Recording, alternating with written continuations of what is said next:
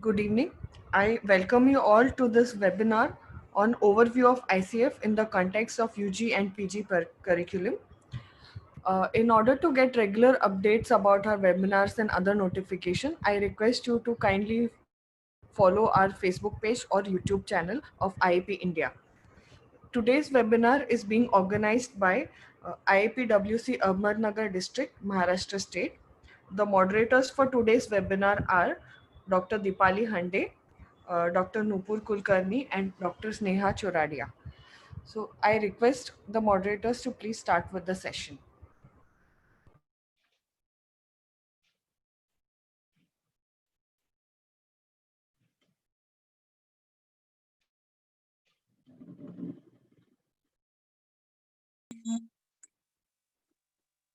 Good evening, everyone. I, Dr. Sneha Chordia, Sub-Coordinator of Ahmednagar District, Maharashtra State, IIP Women's Cell, along with Dr. Dipali Hande, Coordinator, and Dr. Nupur Kulkarni, Sub-Coordinator, welcome all the participants for today's webinar. IIPWC was started on 30th May 2018. It functions under the guidance of National Head, Dr. Ruchi Vaishnav, and IIP President Executive Dr. Sanjeev Jha. IIPWC works towards conducting public awareness camps, CME, and workshops. It aims at bringing together all the physiotherapy professionals for sharing knowledge and improving public awareness about physiotherapy. We have 5 zones of IIPWC in India with heads of each branch. Dr. Pooja Kamre is West Zone Head. The state team of IIPWC includes State Coordinator Dr. Suvarna Ganvi, Joint Coordinator Dr. Snehal Patel, and Sub-Coordinator Dr. Uttara Mohan, Dr. Priya Karande, and Dr. Nirali Sangvi. Maharashtra IIPWC has conducted 40 plus low-cost activities in various districts, and in first corporate IIP conference held in Indore in April 2019, Maharashtra State received award for Best State IIPWC. Our today's speaker, Dr. Suvarna Ganvi, is a renowned academician who is a professor and head of department in neurophysiotherapy, working at Dr. Vittal Rao Vikhe Patil's College of Physiotherapy, Ahmednagar. She has 20 years of experience as a full-time teaching faculty and is an approved PG and PhD guide of MUHS Nashik. She is a member of UG and PG Board of Studies, faculty for research methodology workshops for teachers and students at MUHS Nashik. She is an editorial board of member of WIMS Journal of Physical Therapy. I welcome Dr. Suvarna ma'am for today's webinar on overview of ICF in context of UG and PG curriculum. If any questions during the webinar, post the questions in the chat box and questions will be discussed at the end of the webinar. Over to you, ma'am.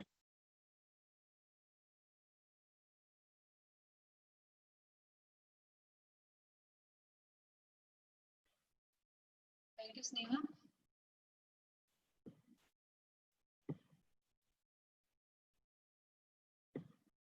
I thank IIPWC for giving me this opportunity, and I thank IIPWC Ahmednagar branch for inviting me as a resource person for this today's webinar. The topic of webinar today is the overview of ICF with respect to UG and PG curriculum. And keeping in mind the UG and PG students, I have tried to keep the webinar to the simplest possible level. So as far as international classification of functioning is concerned, in this webinar, we'll be trying to look at the different aspects of ICF, that is who, why, when, where, how, and what, basically. So before we move on to all these aspects, let us see first and foremost important is why. Why students needs to practice ICF or understand ICF. So if I ask the students, UG and PG students, they would say that it is there in the syllabus and we are supposed to study. So that is why we do ICF. Otherwise, probably they would not go in for ICF. So let us just go a little beyond the syllabus and understand as to why ICF should be done and how it is useful for our clinical practice. So as you can see here, the ICF takes us from the different systems to the patient as a whole. That is, when we are assessing the patient, we are assessing a patient of musculoskeletal system dysfunction or a neuromuscular skeletal system dysfunction. So ICF tells us that patient is not about a system. ICF tells us that patient is a whole with the different systems inculcated in the person. So ICF tells us that you should not look at the different systems, but you should look at the patient as a whole. Secondly, from ROM and MMT and Berg balance scale and hand function, ICF tells us that we should look at the daily activity of the patient, what the patient is able to do, what the patient is not able to do, what are his expectations. So from range of motion and MMT, this is just for example, range of motion and MMT that I have taken. One should move to the, one should take into consideration the daily activities of the patient. And most importantly, ICF tells us that for a patient, it is not the scientific language which is important, but for a patient, it is the patient's language which is more important. And ICF teaches us to understand this particular patient's language, which is very important if you want to become a successful physiotherapist. So without ICF, we are stuck into the systems assessment. We assess the functions in the scientific terms, and we set our goals in the traditional way, like, to improve the range of motion, to improve the strength, or to improve the hand functions. But with ICF, probably it tells us that patient as a whole needs to be understood. His day-to-day activities needs to be taken into consideration. And the most important thing is that the task or function-oriented goals with the patient as a primary focus needs to be set whenever you're treating the patient. So it's not only about the strength of the muscles, or it's not only about the range of motion, but how do you convert that strength or how do you convert that range of motion into the function which the patient expects. That is more important, and that is what ICF teaches us. So what is ICF? So first was why ICF. Now second is what is ICF? ICF is a unified and standard language. It is a framework for the description of the health and health-related states. And there are two important domains in the ICF, probably which everybody knows here in this particular webinar, whoever is attending, but it is just for the refreshment that there are two important domains, that is individual body functions and body structure, and societal perspectives, that is activity and participation, and environment, including the personal factors. So these are the two important domains which are considered in the ICF. So this is a very typical diagram of the interaction of the ICF components. So here you can see that these arrows are bidirectional arrows.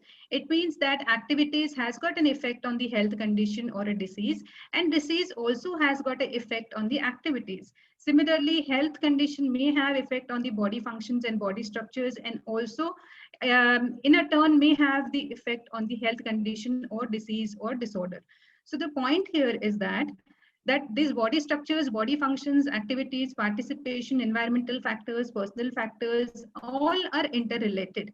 And this is the first and foremost thing that we need to understand, that it is not the impairment which needs to be considered separately and the activities that needs to be considered in another way. It is that all these things are related to each other, and hence when we are assessing the patient, we need to go step by step and understand the consequences of each of these parameters, each of these components on the overall health of the patient. So these are the few definitions which are given in the description of the ICF. That is, impairment is the loss or abnormality in body structure or function. Activity limitations are the difficulties individual may have in executing activities in terms of quality and quantity.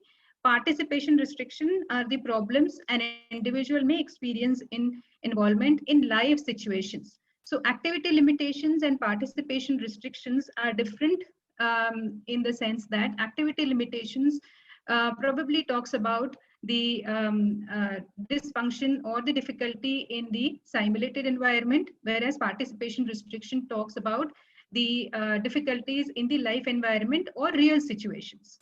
And ICF also talks about the facilitators and barriers, which are primarily considered under the heading environmental factors. So environmental factors may be a facilitator, that is, may help to improve the condition of the patient, or it may be a barrier in which it may prevent him from performing his or her role in the society. So body structures, this is just a revision. That is, in body structure, there are 8 chapters. Then body functions, again, there are 8 chapters. So there is mental function, sensory functions, and pain. And what we are more concerned with is the chapter 7, that is neuromuscular and movement related functions. Activities and participation, again, there are so many domains in the activities and participation, but again, what we are more concerned with is the communication, movement, self-care, domestic life areas, and community, social, and civic life. Other things are also important, but as a physiotherapist, we are primarily concerned with these aspects of activities and participation, and environmental factors which may have an effect on the patient's overall health status, that is the products and technology, natural environment and human-made changes, support and relationships, and most important is the attitudes of the different persons around the patient, which has got a positive or a negative effect on the patient. So let us see that how this particular so many chapters and which I have shown are concised in one particular book by the WHO, and it is a very nice resource that the WHO has developed. Sanjeevani, can you post the link? Yes, ma'am, I will.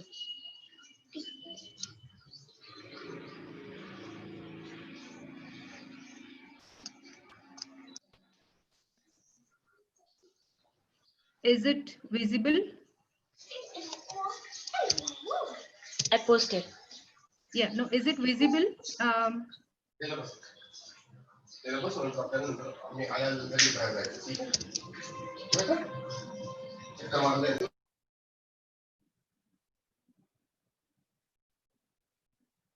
Snell, is it seen?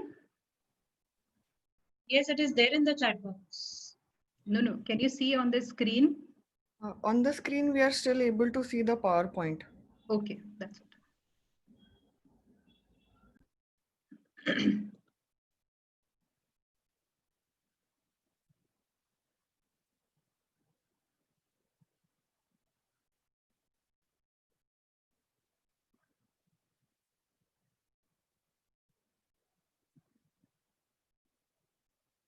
Now, is it seen?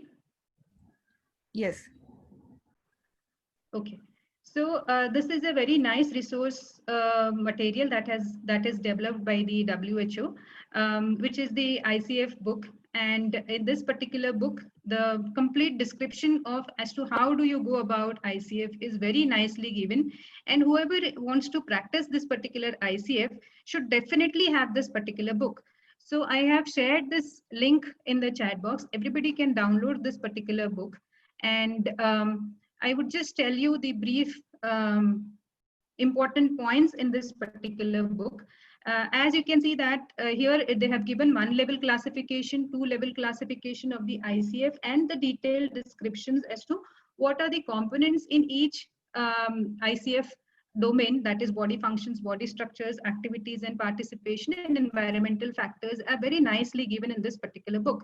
So whoever wants to practice this ICF should definitely have this particular book. So on this page number 56, you can see that the different chapters are given, and if you click on each chapter, you get the different components in that particular chapter. So here is the mental functions, and you can see the codes are also given. So this is the consciousness function, and again further subdivided this consciousness function into the state of consciousness, continuity of the consciousness, and all other aspects of the mental health. Okay. So this is how probably you can explore into the different subcomponents of the each domain of the ICF here, and you can give coding and you can grade it depending on the condition of the patient. So again, going back to page number 56, you can see all the chapters in the body functions here. For us, the important is the chapter number 7, that is neuromusculoskeletal and movement related functions. So in this, they have given the description of each code, and they have given the description as to what should be included under that particular subdomain. That is, for example, here, now you have got stability of the joint functions. So they have given the inclusions as functions of the stability of a single joint, and they have also given the exclusion as to what is not included in this particular subcomponent, that is the exclusion, that is the mobility of the joint functions. So if you read this particular manual thoroughly, you would be able to do ICF in a perfect manner. So again, going back to page number 56, let us look at the activities and participation, which we are more concerned with. So chapter number 4, that is the mobility component. Many a time students gets confused as to what needs to be written under the mobility. So this is the area in which they have very nicely explained about all the aspects of mobility. That is, for example, changing and maintaining the body position. And they've given the different activities that we need to assess and how we would assess the patient. As for example, if it is a kneeling that you would like to assess, then this is the description of the kneeling that they have given. So it is a very useful guide that everybody needs to have if you want to practice this particular ICF. So the link is posted in the chat box. You can download it and just have a look at these particular aspects of ICF. Now, similarly, about the environmental factors, again, students find it difficult as to what needs to be written under the environmental factors. So they have very nicely described as to what do you mean by products and technology in the environmental factors.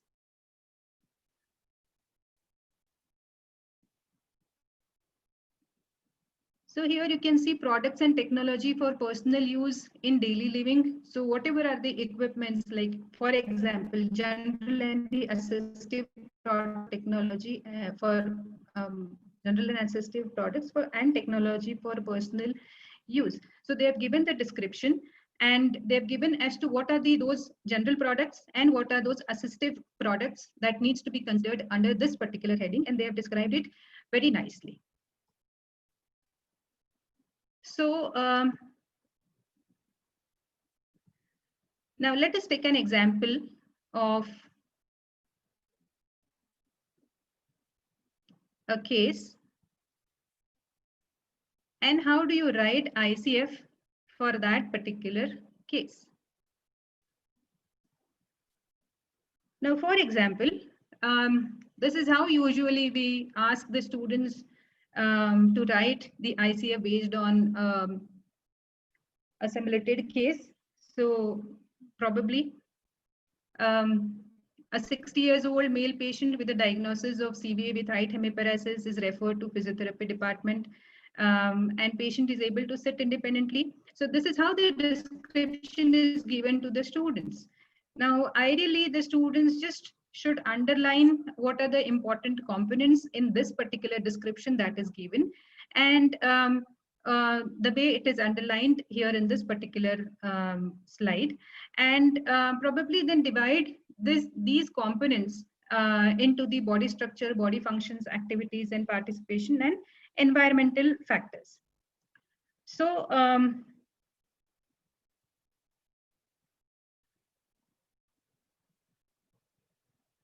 these are the body structures, the 8 chapters that are there in the body structures. So ICF not only talks about the disease, but ICF also talks about the health. So before we move on to the impairment, we should write what is intact in the patient. So that is what we have at our institute. We have modified a bit, and we have said that let us look at the structural integrity first, the functional integrity first, and then you talk about the impairment. So let us talk about the structural integrity in this particular patient, the case that was given.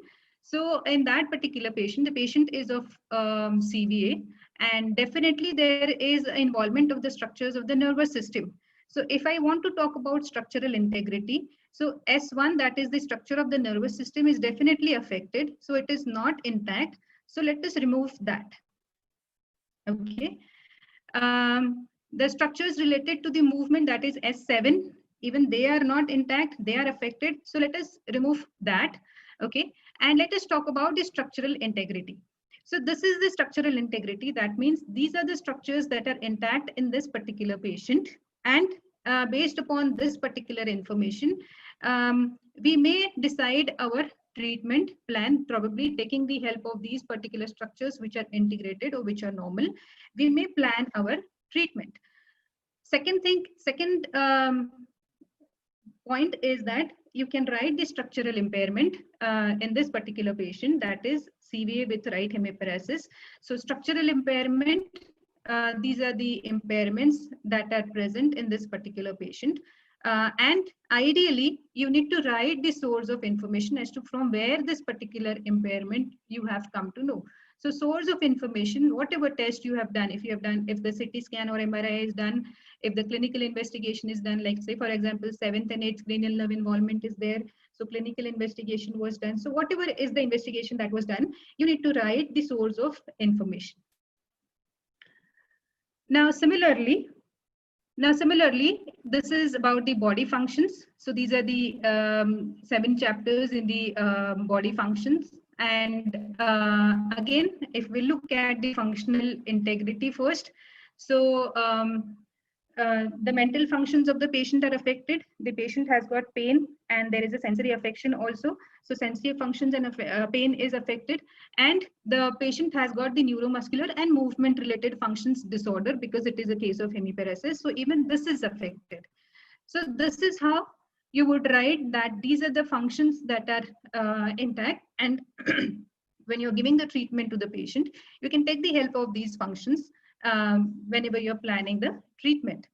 Coming to the functional impairment, again, you write the impairment of the patients. What are the affections in the patient based on the resource that I have shared with you? You can look at in the resource, what are the different areas under which you would write the functional impairment. And most important is the source of information. From where, how did you find out that there is a decreased mental function, that there is a decreased orientation, that there is a loss of memory? How did you find out? So that source of information also needs to be written. Similarly, this further moving on to the functional impairment, patient has got difficulty to do transitions, patient is unable to stand and unable to walk without support. So how did you come to know about this particular functional impairment? That you need to write. Coming to the activities and participation, probably in this particular patient, all areas are affected because his higher functions are also affected. So again, when you write activity limitations, you need to write what are the impairments in the patient, and you need to write what is the source of information. How did you come to know that there is this particular impairment? So how did you assess? Okay. And again, at our institute level, we have added this particular component, that is clinical reasoning. It is not given in the WHO manual, but we have added this particular component of clinical reasoning as to why this particular impairment is there. So what is the clinical reason for this particular impairment?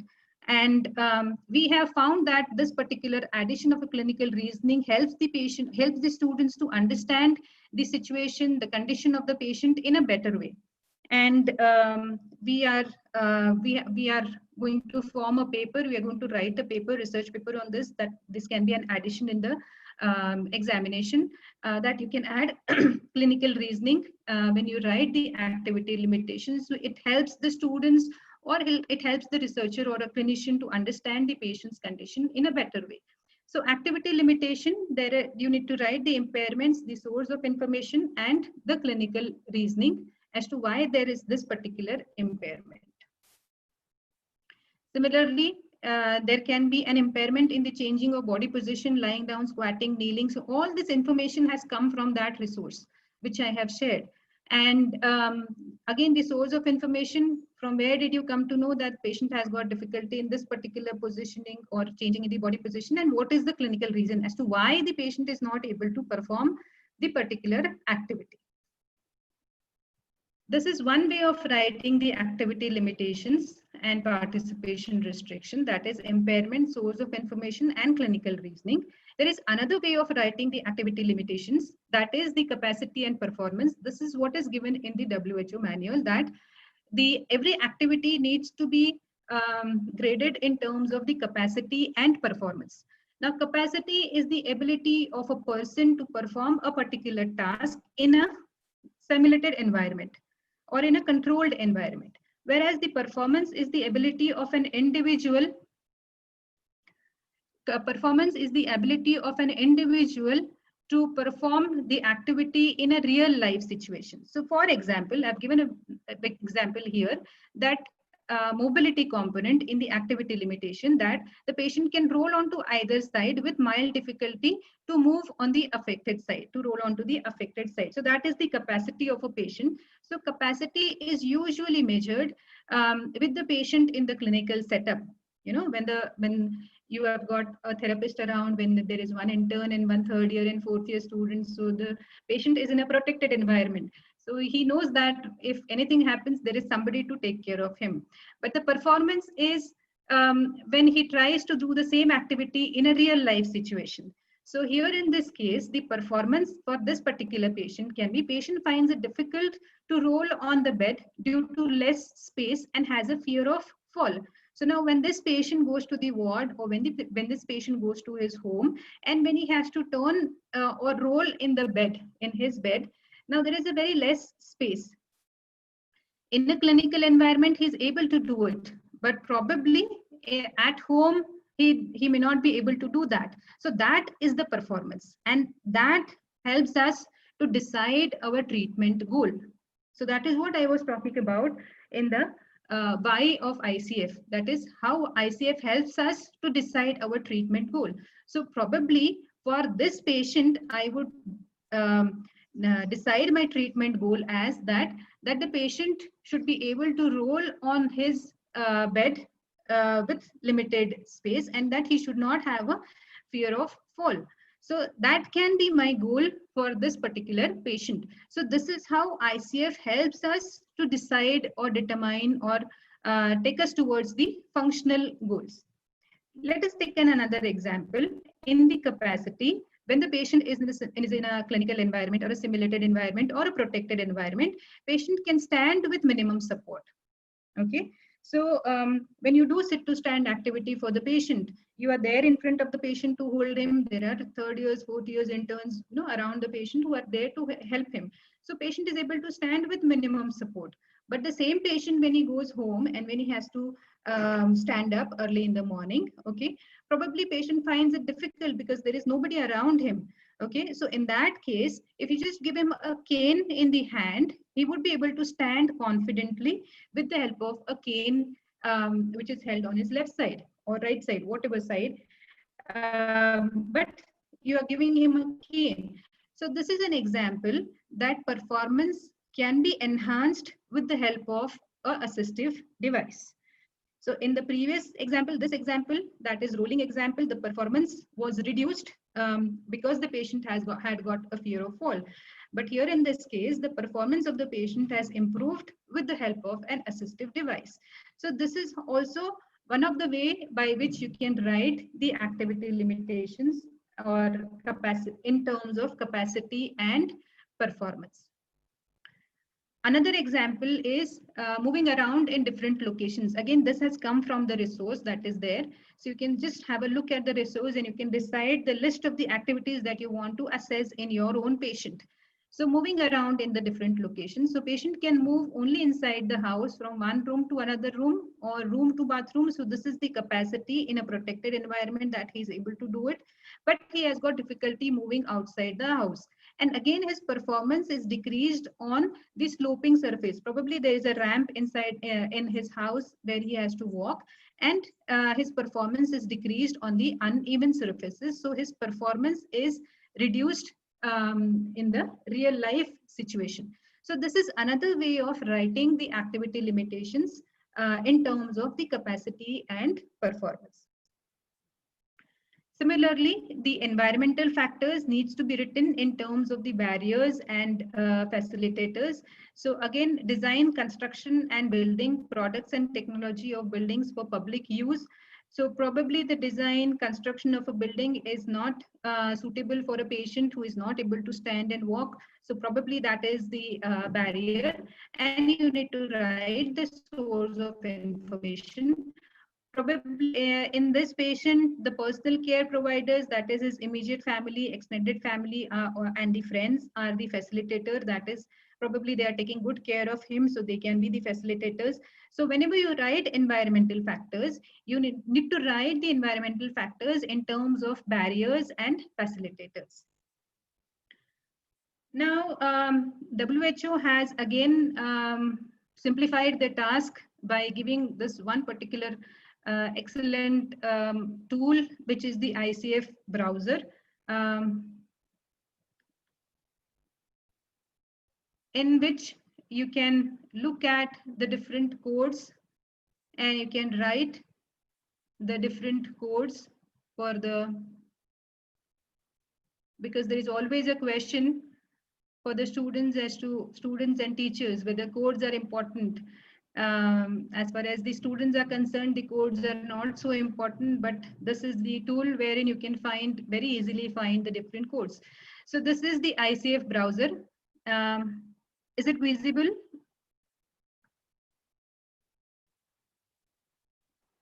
Yes, ma'am. Yes. Okay. Okay. So here is the ICF browser. And you can see that on this particular side, there are body functions, activities and participation, environmental factors, and body structures. If you just click on this plus sign, it opens all the chapters in the body functions. Okay. And if you just click on again this plus sign, it opens the further components in the mental functions. And you can see the codes here, B110 to B139. So these are the codes that are there. So you can very easily write down the codes from this particular ICF browser. There is another thing here, which is the search fields. So if you just click here and type whatever you want to search, for example, I want to search walking and I need to code the walking of the patient. So I just enter code walking and I see so many results in the walking. So you can see here, these are the codes for walking, that is D450 to 469. Okay, so I can go to D, that is activities and participation here, and I can go to the 450, that is chapter number 4, mobility.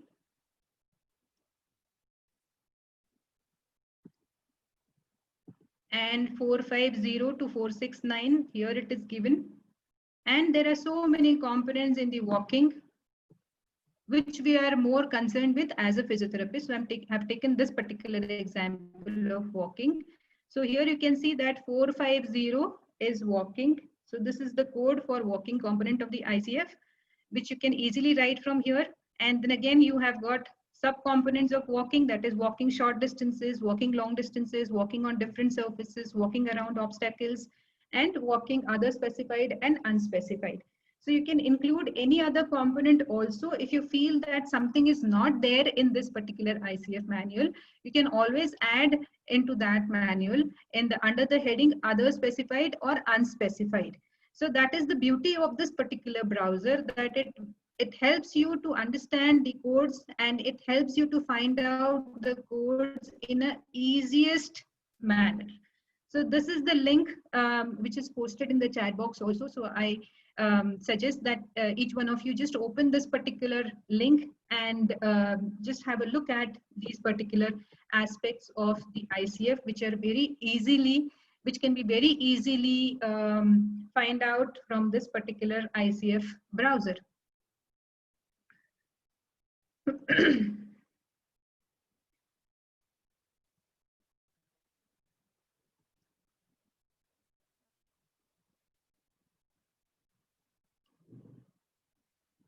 Okay, so you can see that there are in the ICF, there are body structures, body functions, activities and participations and environmental factors, and there are 34 chapters which are considered as first level classification, and there are 362 second level classifications, and then there are 1,424 codes with third and fourth level.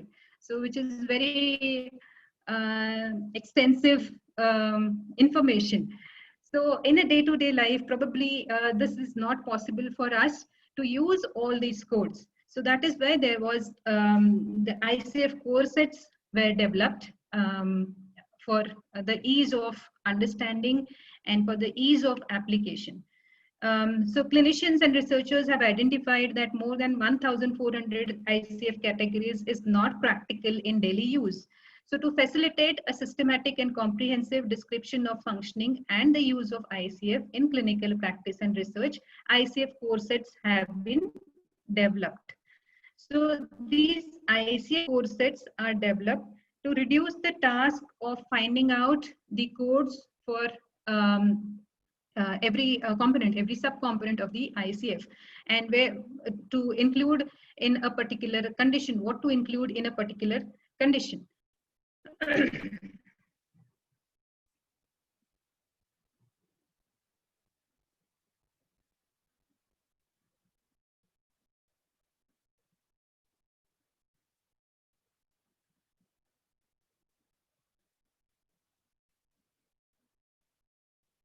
Okay. Sanjeevni, is it posted? The link is posted?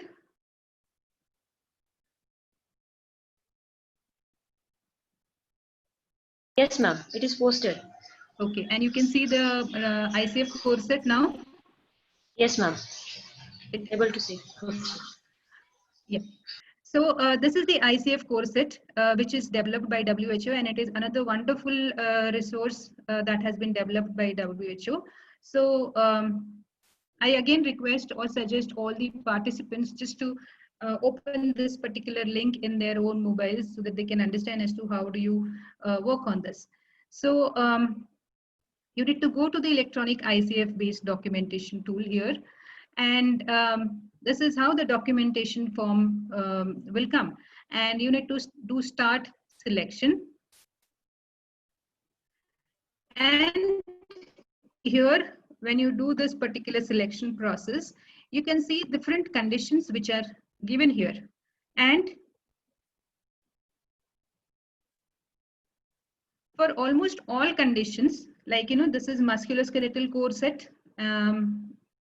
For example, this is ankylosing spondylitis. So this is a condition specific core set in which the different codes or different subcomponents of the body structure, body functions are included, which are related to that particular condition.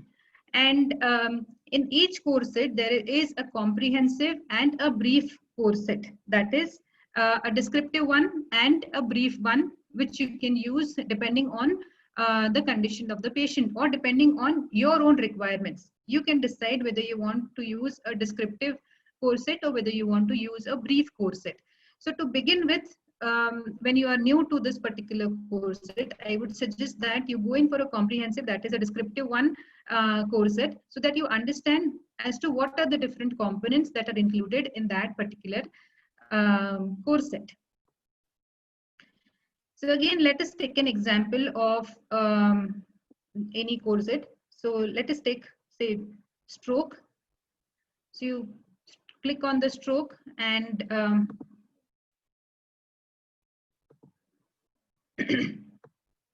you select it, and you say submit selection, And this is how it is given, that what are the categories, what are the codes, what are the components that are included in this particular course set. That is given in details here, that these are the components that are included. And you go to next.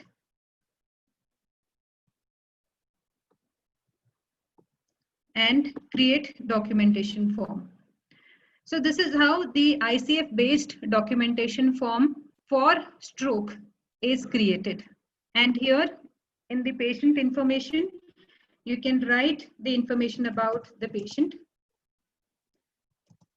So a 60 years old male patient, whatever. So you can write the description of the patient.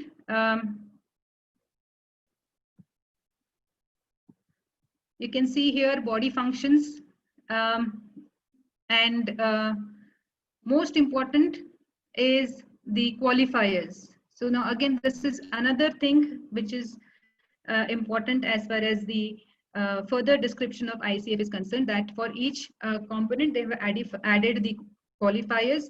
So you can see here that these are the qualifiers for the body functions from 0 to 9.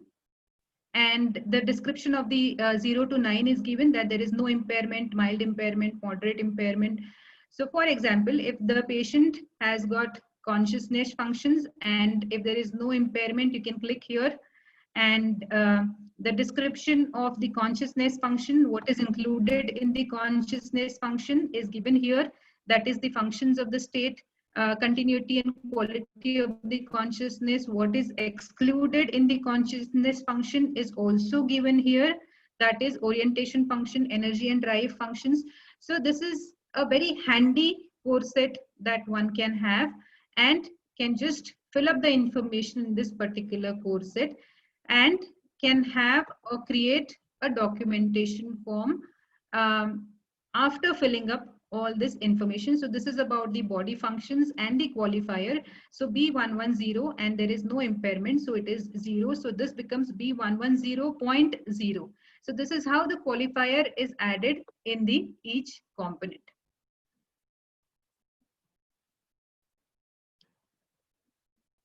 So this is about the body functions.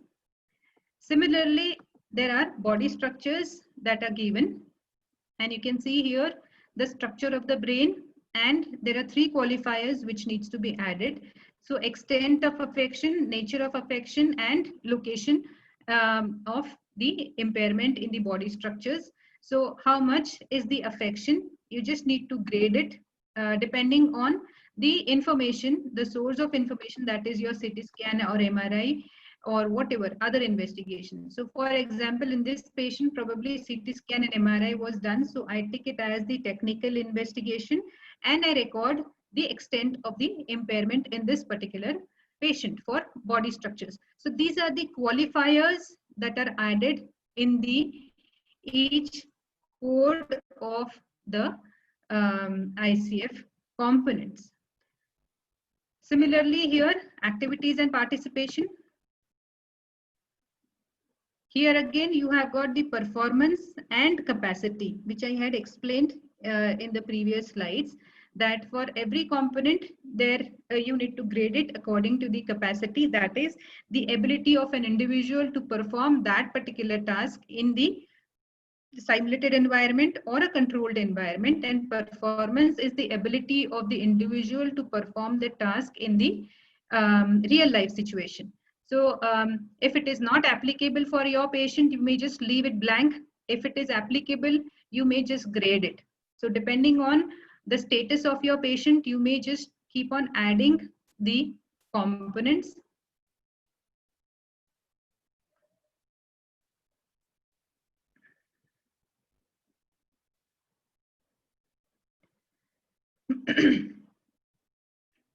So this is how you would write, say for example, fine hand use. Patient has got difficulty in picking up an object, grasping or manipulating or releasing an object. So depending on how much is the impairment, you can just grade the patient as mild impairment or maximum impairment, depending on what is the condition of the patient.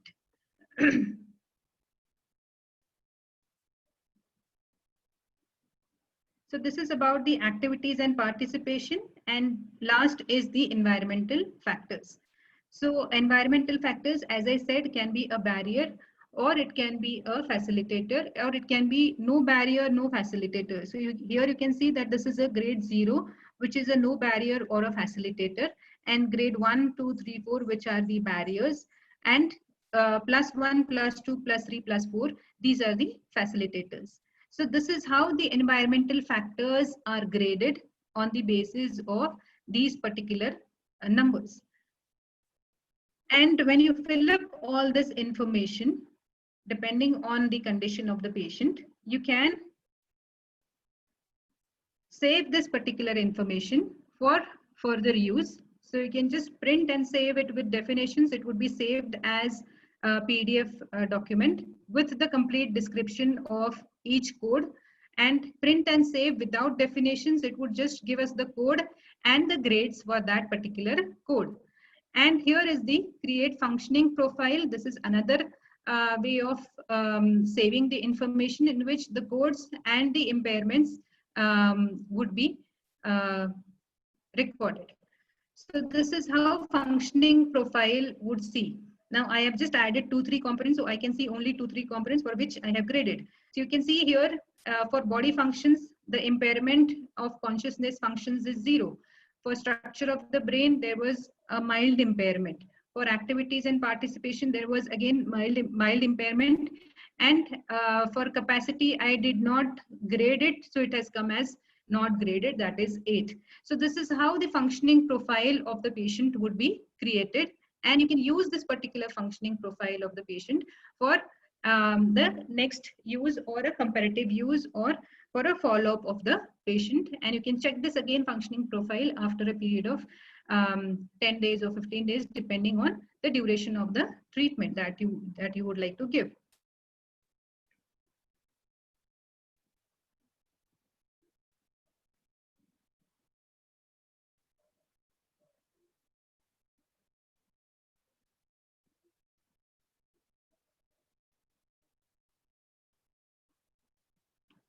Okay, so this was the use of a ICF course set, and this is just for example the functioning profiles that have been created for our patients. Is it seen? Is it visible? No, ma'am, we're just still on the PPT only. Okay.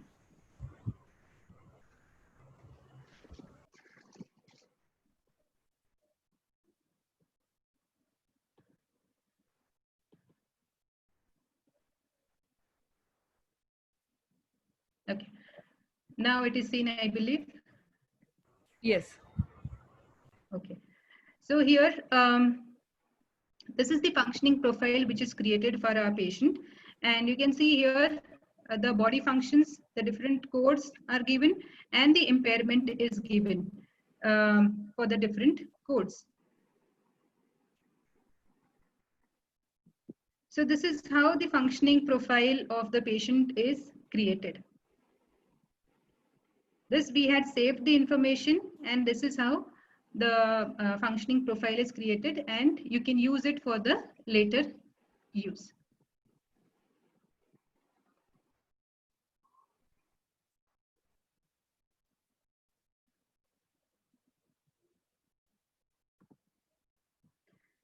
So this is about the use of ICF for using the ICF browser and the ICF code set.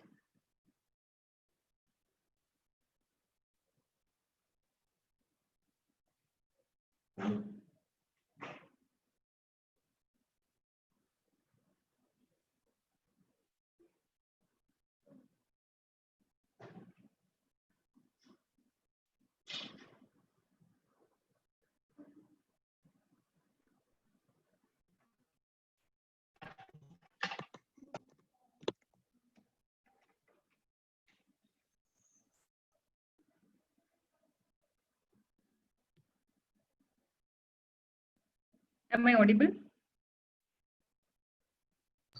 Yes, ma'am. Okay. Who is supposed to do ICF? Who is supposed to work on the ICF? So in our setup, it is the undergraduate, postgraduate teachers and researchers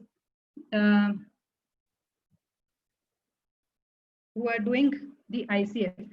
As far as the undergraduate curriculum is concerned, it is included in the third year and final year in theory and practical.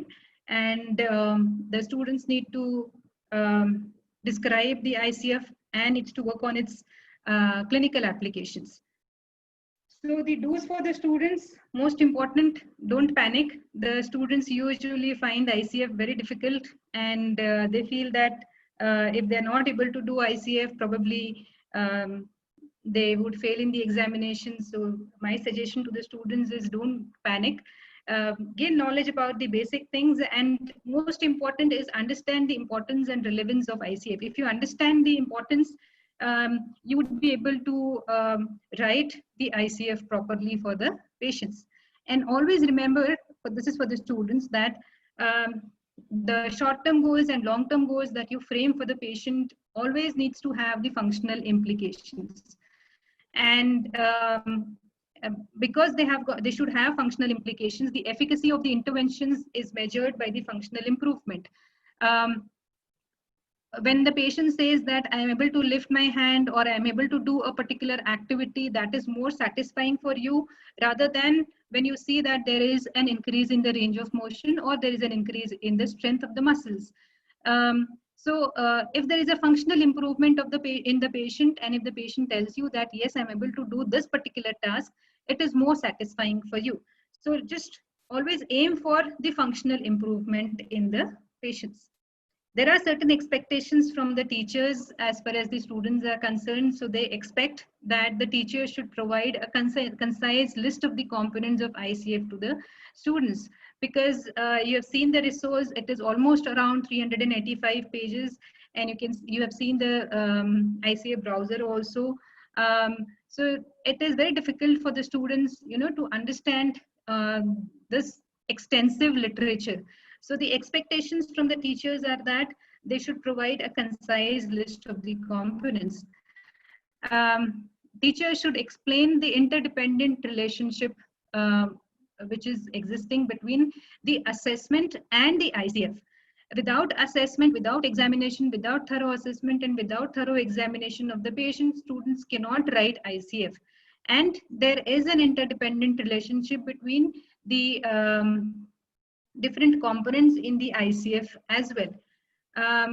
This interdependent relationship should be supplemented with simple examples, and most important is the application on real patients as cases is expected from the teachers.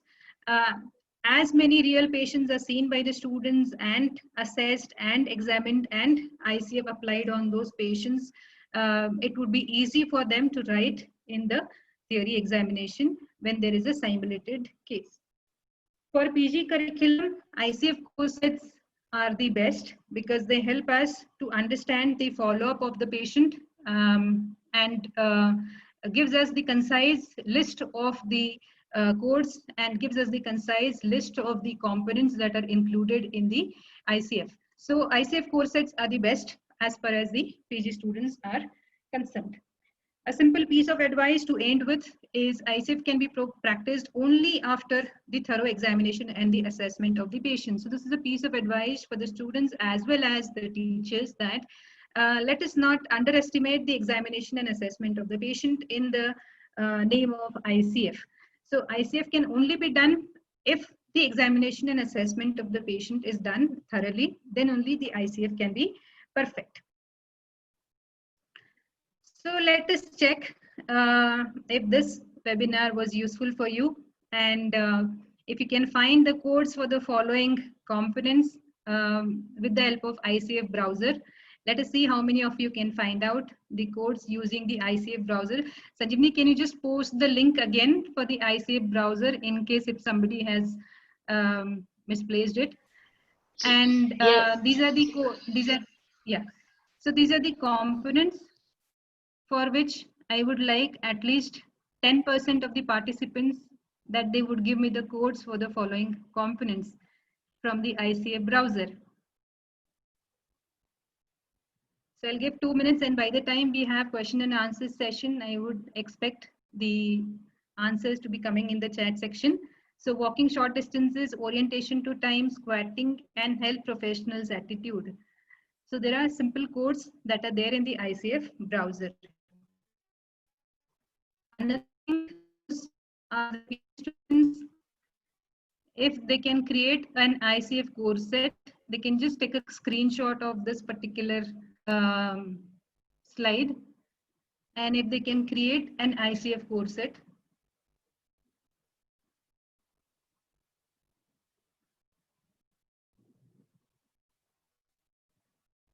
and submit it in the chat box, or they can mail it to me if they've done it. This is my mail ID.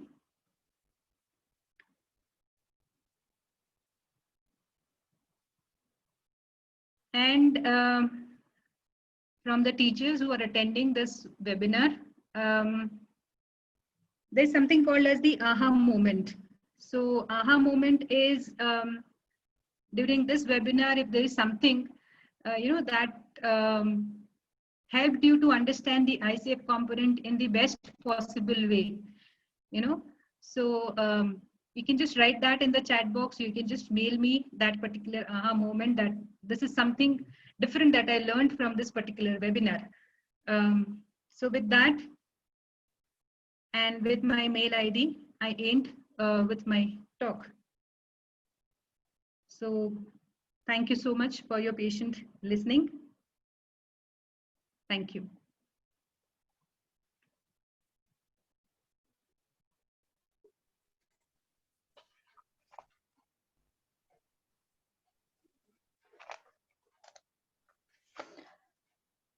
Thank you so much, ma'am, for your wonderful presentation. Ma'am, there are so many questions, but we are running short of time, so I will just pick up some of the questions.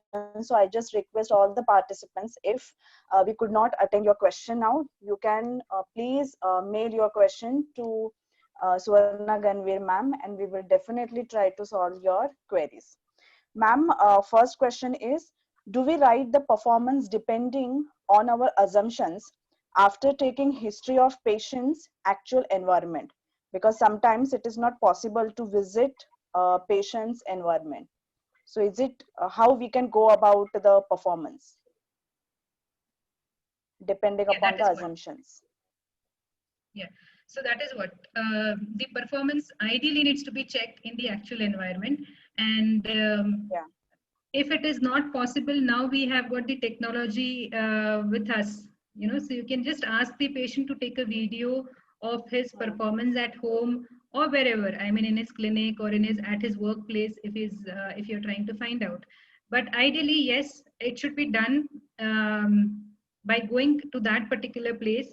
And if it is not possible with the technology, with the help of technology, you can ask the patient to take a video, and then probably you can find out the level of the performance. Okay. Ma'am, there are around 4 to 5 participants, and they have asked the same question. That is, do we have to write clinical reasoning in body structure and function also? No. No. It is only in the activity limitations that you need to write. But again, as I said, it is at our institute that we have developed this particular habit of writing clinical reasoning. It is not given by WHO. Okay. So it is up to your institute what habit they develop, or what protocol do they develop. But as I said, it helps us to understand the situation or condition of the patient in a better way, and it helps us to frame the goals. Right. Ma'am, one of the teacher, she has asked, how can we use the corset during exam? For PG exams, yes, we can definitely use. How we can use corset? No, we have to go directly on the online, and we have to fill up the information. Or else what we have done is, we have just downloaded the ICF courses by just filling up 1 or 2 information, And as I said, print and save with definition and without definition, not the functioning profile. Functioning profile would always come in a concise way. Okay. So you can download it, you can keep it with you, and the students can mark it the way we mark it for work balance scale or for any other scale. So that also can be done. Because many participants, I feel that they must be teachers, because they have asked that how it is practical to perform ICF or core set during the examination. So I hope your explanation will be helpful to them. Yes, and if there is something which participants have not understood, or if they still have queries, my mail is open, so they can mail me at any time. I will definitely answer on the mail. Okay, ma'am. So I request all the participants, the feedback form link will be posted on in your chat box. Yes, ma'am. I think there is one question that has just come, that do all UG students need to write the codes? This is a very common question that is asked. So yes, the codes are not necessary for the UG students. UG students just need to understand the concept of ICF. And coding is probably not possible at the UG level, because for coding you need to have that particular full 345 pages book, which is not possible. And it is not practically possible that that codes can be written. Okay, still we are getting a lot of questions, but our resource person, Dr. Suvarna Ganvir ma'am, she has to leave because she has one more important session. But ma'am is available on her email, so please put your questions, and even the questions which are in the chat box, we will try to solve that. So it's my privilege to thank Suvarna Ganvir ma'am for her elucidate presentation on international classification functioning, which is a very important topic for all physiotherapy students and professionals. I take this opportunity to thank once again Dr. Suvarna Ganvir ma'am, IAP Women's Cell Head Maharashtra, Dr. Pooja Kamble ma'am, who is head of West Zone, and IAP Women's Cell Maharashtra team, Dr. Snehal, Dr. Uttara, Dr. Priya, Dr. Nirali, for your constant support. And a special thanks to IAP technical team for conducting this webinar in smooth manner. I proposed my sincere gratitude to Dr. Richi ma'am, National Head IAP Women's Cell, Dr. Sanjeev Jha, President IAP. Last but not the least, a big thank you to all the participants, and we assure you that in future we will try to organize this kind of informative webinars to upgrade your knowledge. Thank you once again. Thank you.